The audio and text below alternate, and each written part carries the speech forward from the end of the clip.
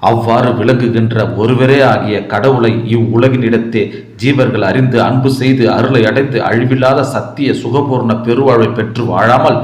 பலவேறு கற்பனைகளால் பல்வேறு சமயங்களிலும் பல்வேறு மதங்களிலும் பலவேறு மார்க்கங்களிலும் பலவேறு லட்சியங்களை கொண்டு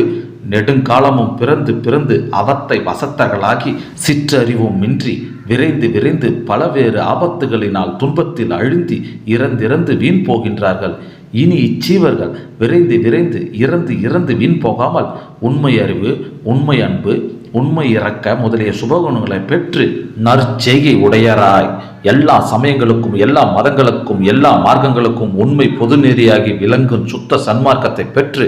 பெருஞ்சுகத்தையும் பெருங்கலைப்பையும் அடைந்து வாழும் பொருட்டு மேற்குறித்த உண்மை கடவுள் தாமே திருவுள்ளம் கொண்டு சுத்த சன்மார்க்கத்தின் முக்கிய லட்சியமாகிய உண்மை விளக்கம் செய்கின்ற ஓர் ஞான சபையை இங்கே தமது